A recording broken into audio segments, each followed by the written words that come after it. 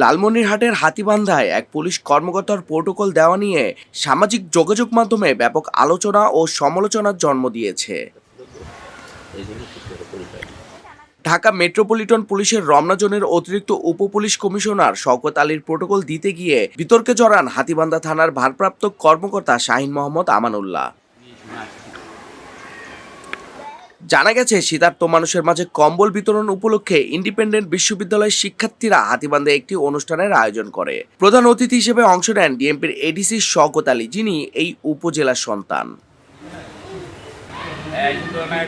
অনুষ্ঠান শেষে এডিসি শওকত আলী তার স্কুল জীবনের সহপাঠী শিক্ষিকা শাকিলা খন্দকার মোনার আমন্ত্রণে নৈশভোজে অংশ নেন। সিনিয়র অফিসারের নির্দেশনায় তাকে নিরাপত্তা প্রোটোকল দিতে ওই বাড়ির কাছে যান হাতীবান্ধা থানার ওসি। আমি আমার বাবার বাড়িতে আমার বন্ধু এবং আইইউবির স্টুডেন্টকে দাওয়াত করেছি। এই দাওয়াত করা নিয়ে কে বা কাহারা যাই হোক বিশৃঙ্খলা সৃষ্টি করতে চেয়েছিল, আমি এর তীব্র প্রতিবাদ জানাচ্ছি। তবে ওই বাড়ির সামনে পুলিশের গাড়ির ছবি সামাজিক যোগাযোগ মাধ্যমে ছড়িয়ে পড়ে এবং দাবি করা হয় আওয়ামী লীগ নেতার বাড়িতে গোপন বৈঠকে অংশ নিয়েছেন ওসি। এতে শুরু হয় ব্যাপক সমালোচনা ও তথাকথিত মিডিয়া ট্রায়াল। প্রোটোকল দিতে এবং স্যারের সঙ্গে দেখা করতে উক্ত স্থানে গিয়েছিলাম।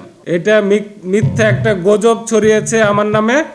আমি এর তীব্র নিন্দা এবং প্রতিবাদ জানাই এবং এই ঘটনার আমি সুষ্ঠু তদন্ত দাবি করি।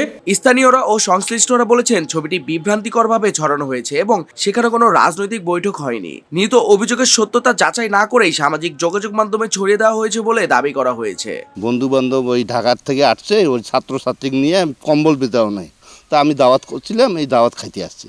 তা আমরা দেখলাম যে কয়েকজন ছাত্র নিয়ে ওরা ঘরের ভিতরে খাইতে বসছে। পরে এই গিয়ে শুনলাম, কিন্তু এখানে যে কোনো আওয়ামী লীগের মিটিং হয়নি এটা আমরা নিশ্চিত। বান্ধবীর বাসায়, প্রাইমারি স্কুলের সহকারী শিক্ষিকার বাসায় একজন পুলিশের ঊর্ধ্বতম কর্মকর্তার দাওয়াত খাইছে।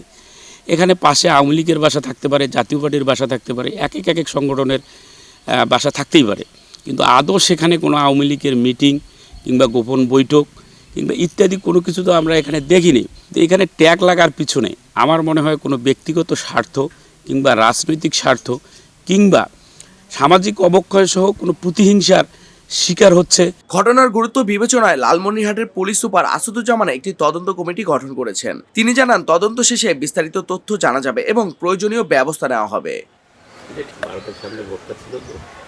এদিকে ওসি শাহিন মোহাম্মদ আমানুল্লাহ বলেন, তিনি শুধুমাত্র সিনিয়র অফিসারের মৌখিক নির্দেশনা পালন করেছেন এবং বাড়ির ভেতরেও প্রবেশ করেনি। সব পক্ষই এখন সুষ্ঠু ও নিরপেক্ষ তদন্তের মাধ্যমে প্রকৃত সত্য উদ্ঘাটনের অপেক্ষায়।